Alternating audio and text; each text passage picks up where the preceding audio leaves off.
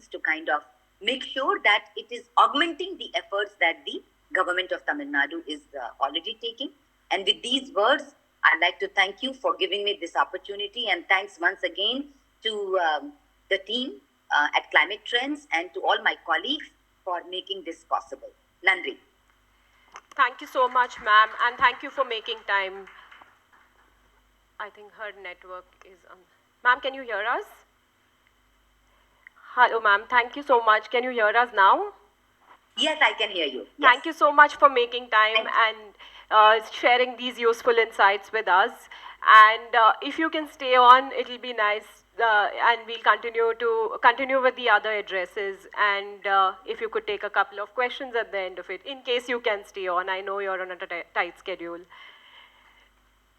Yeah, unfortunately, I have to go to the Cabinet Secretariat for a meeting, so I won't be able to stay on, but I definitely would come back and join you, because I think you are there, the workshop is there till late afternoon. Yes. So I certainly would come back and join you once again, and I'll let you know.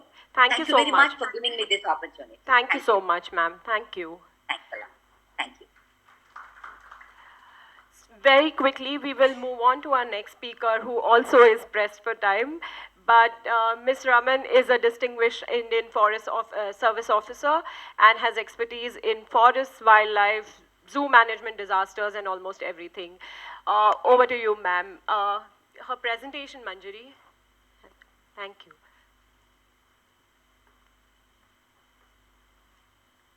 Morning, everyone. I have a detailed presentation to make, but as I also have to join the meeting which Supriya ma'am is joining in the Cabinet Secretariat today, so I like to make a very brief introduction into the work what the State Planning Commission has did in collaboration with the support of the UK High Commission and with the support of all the departments concerned. I think Supriya ma'am had given an overview of the different initiatives what the government of Tamil Nadu has been taking in terms of the mitigation and adaptation. And in this changing times, I think it is the responsibility of not just the government and all the stakeholders concerned to join hands with the government to make these efforts more fruitful and successful.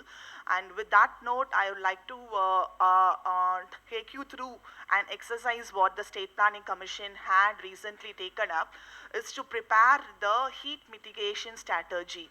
We know that the need for having a heat mitigation strategy had come, because Tamil Nadu was a state which did not experience a heat wave as that of the most other northern states. And of late, because of the changing environment around us, the heat wave has started to penetrate into Tamil Nadu. And over the years, we have seen a lot of effects out of this heat wave. It's the human deaths were also reported last year. 12 human deaths were reported related to different heat-related disorders and conditions. And it's been affecting the labor workforce. It's been affecting the vulnerable section of the community. So heat is not just no more a climate aspect or no more an environment related aspect. It's more about the well-being of the people. It's more about the economical aspect. It's more about the productivity. It's also contributing towards the GDP and everything. So it's something that you cannot definitely tag the heat or the heat mitigation or climate change just as only the environmental angle here. So that's the reason that why the State Planning Commission was interested in taking up this exercise seriously, and we really wanted to come up with a long-term strategy that it's no more the subject of only the environment department or the related departments to look into, and it is the responsibility or the opportunity, I would rather tell it's an opportunity to have a collective effort put together from different stakeholders. So in this exercise of the heat mitigation strategy, what we did was that when we initiated this particular exercise, the UK High Commission, the Deputy High Commission in Chennai, they came forward to support, and we onboarded WRA as a resource partner who went around, we had different stakeholder consultations. We referred to multiple policy documents of the other states, the best practices, what's been adopted by the different states and different countries, and what are the different policy instruments what they have also developed. We had a kind of like a thorough literature review of whatever things that were happening within the country and outside the country, and we try to have that kind of an activity with what's been possible, what could be possible if we have to take up such initiatives within the state. So this is all about that. It is definitely not the action plan, but it's definitely a strategy which will give you the end picture of the roles and responsibilities of the different stakeholders, be it the government departments or the kind of the civil society or the different corporates. How are they supposed to be reacting towards this and to help address the challenge of the heat wave in a collective manner. Next slide. If I can change, that will be really great. Yeah. The view is not, it's not giving a full view.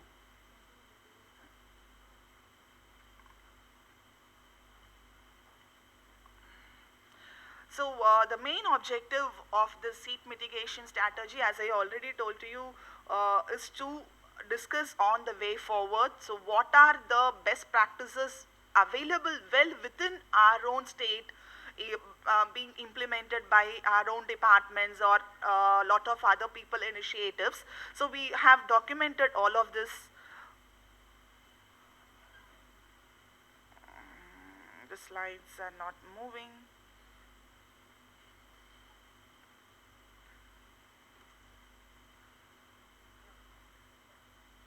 You can't get that fixed? Yeah, they are fixing it. Yeah, okay. I think it's like zoom. You can try to zoom out. No, it's now. It's now done. fine now. Yeah. So I'll have to. Okay.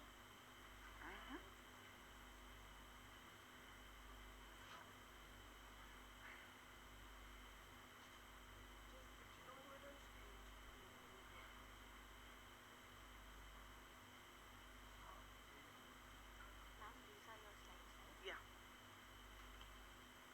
So is it okay if you scroll it? Yeah, I do that.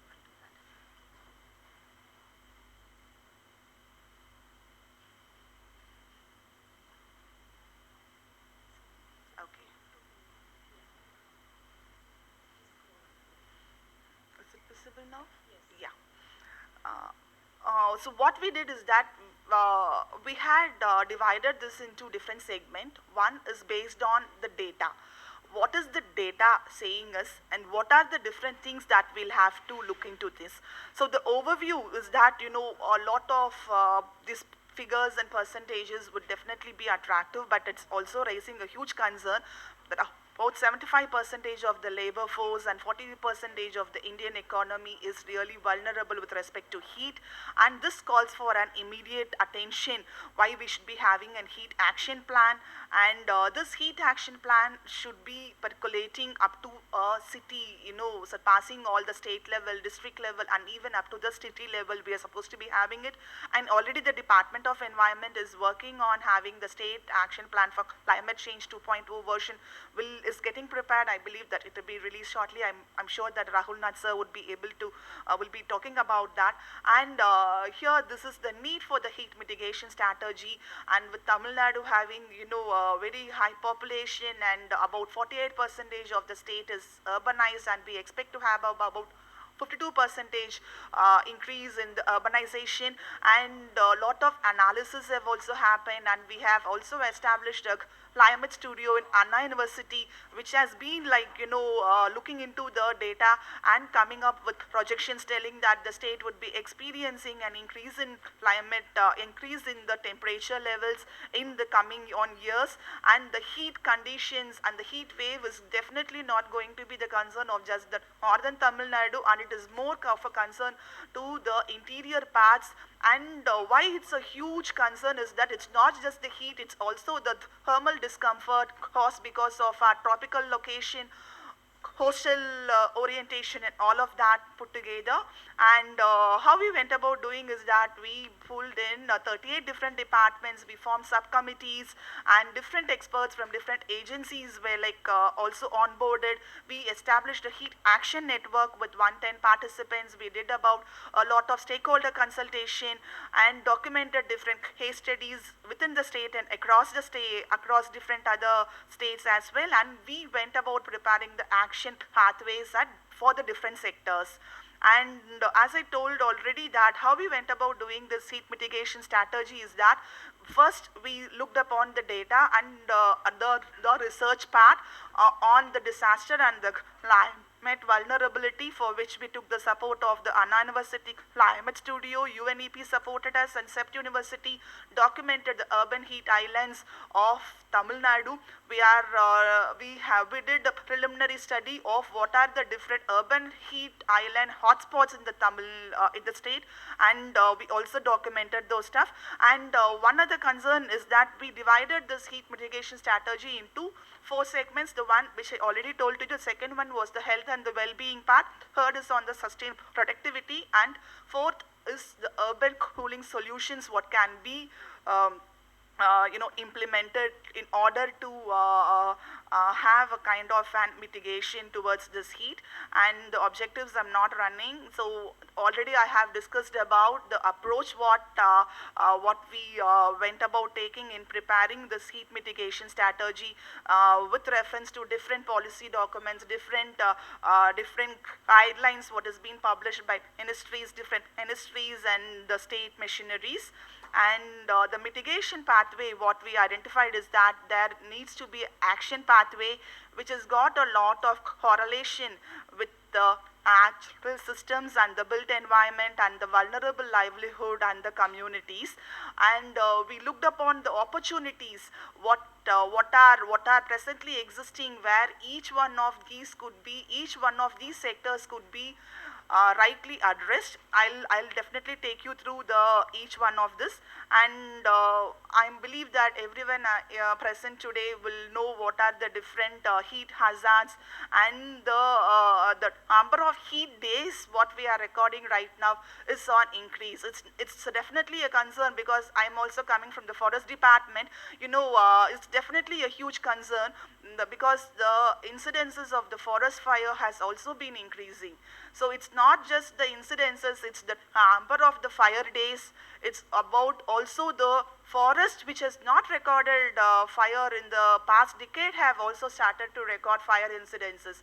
So it's not just a concern of only the human communities, it's also the concern with respect to the biodiversity and the wildlife population, which will definitely be, we'll have to look upon it as a health issue here.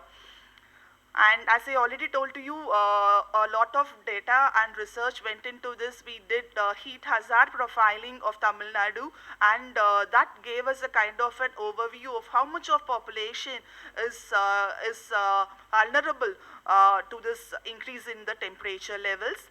And all these pictures will draw your attention of how the heat profiling was made, and the period of the heat stress is between March to June, and exposure, and about 68% of the state population is said to be exposed to about 8 to 9 hours of this strong heat stress between March to June. And these are the different seasonal studies, in March, what is the kind of heat profile we have in April, May and June. And with the onset of the monsoons, you can see that the profile is slowly shifting towards the coast and the northern part of Tamil Nadu. And the huge concern is not just the day temperature, it's more about the night temperature, because we have got a very, what to tell, increased built environment, and it is this built environment which traps, and lot of urban heat island effect is also coming into play. It's the night temperature that is a huge concern, which is more, which is a huge concern definitely for with respect to the vulnerable communities who do not have access to the active cooling solutions, and that's also been addressed in this particular strategy.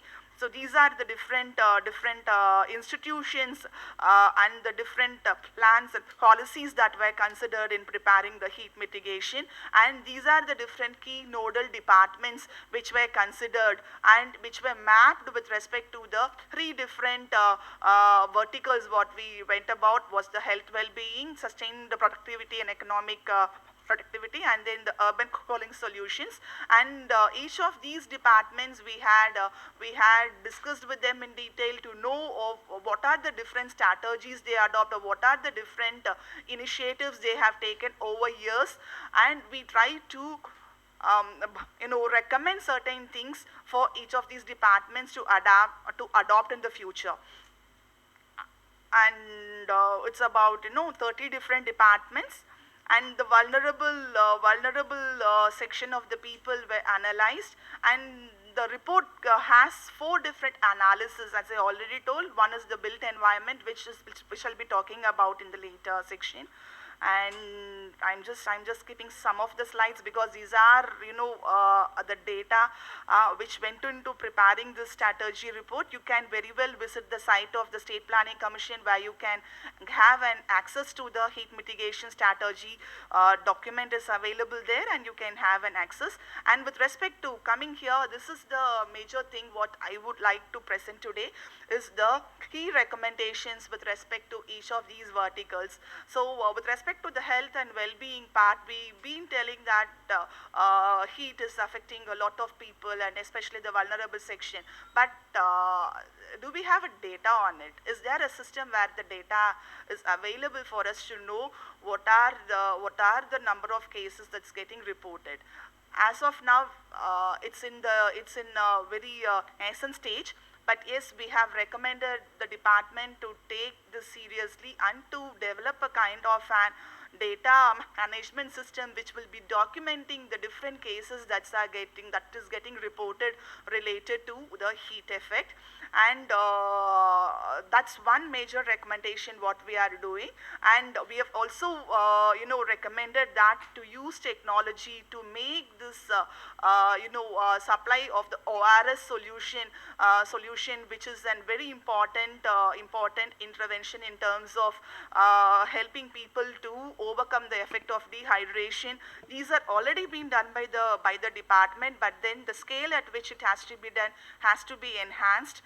And that's the major recommendations we have given. And here you can see about the different thing of setting up heat health contingency plans, training and capacitating the medical machineries within the state to improve the documentation and the data quality on heat stress, facilitating technology advancement to support critical vaccinations, because heat is also related to a lot of vector-borne diseases. So we also need to address the impact what we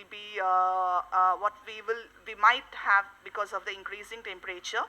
And to identify the vulnerable section of people, which is the infant community, the infant population, especially in these vulnerable communities, and then the pregnant women, and they are kind of the vulnerable section, and a kind of an institutional mechanism to track them and to aid them to overcome this effect of the heat.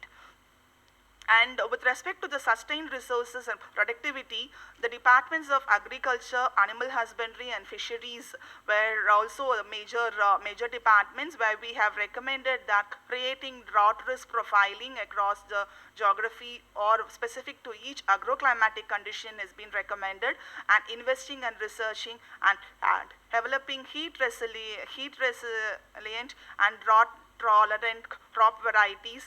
Already TNAU has taken this up, but the scale at which it is reaching people, I think that has to be enhanced. And with respect to the animal, as we are talking about unhealth, it's also important for us to talk about the livestock population. The measures which has to be taken for this livestock, for the cattle and the other livestock population to to manage the increasing temperature levels is also being considered here. And definitely the fisheries, the access to microfinance, support to the fishermen, and to monitor the availability of the fishing stock, migration, populations, all that has also been recommended. And the other departments which we also included under this topic is forest.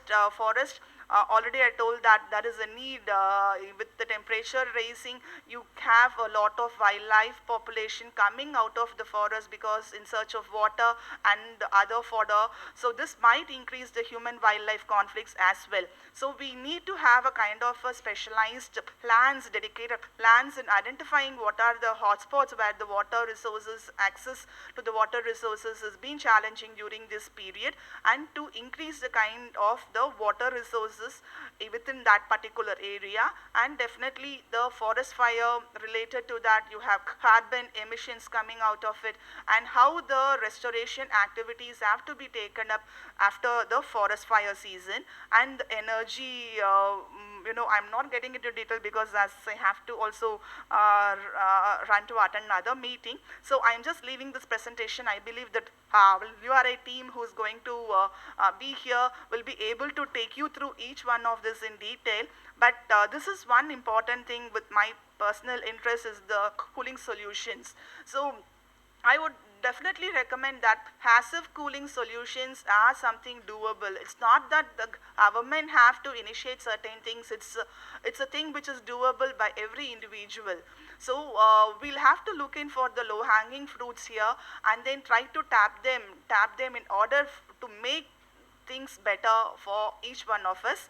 And passive cooling solutions, you have a lot of nature-based solutions which can help us. And as Supriya ma'am already told, a kind of inventory is getting prepared where there will be a website available where you can go have a reference of what is it you're looking for. If you're looking for cool roof solutions, there are recommendations and there are suggestions of how you have to go about doing things. And if you are looking for improving the green cover in your vicinity, what is the kind of methodology you have to adopt, and what are the different species you can be using, all that kind of and documentation of which is in a very simple and lucid manner you'll be able to understand. And this is something what the state, what the department has taken up in documenting. So today, as all of you from different departments are here, I believe that there will be a lot of discussion, and I definitely recommend Ms. Aarti to get that documented and to share with the department for us to take things forward. And these are the kind of different, we submitted this heat mitigation strategy to Honorable Chief Minister in the month of March before the heat season started in the Tamil Nadu, and a lot of initiatives has been taken by different departments. It's not just only after the heat mitigation strategy, but the departments have been doing it for years, but just that it skipped our attention. But now things are in right track, and I'm sure that with the support of all the stakeholders, definitely the government of Tamil Nadu will be a pioneer and a forerunner in handling the challenges of not just heat but all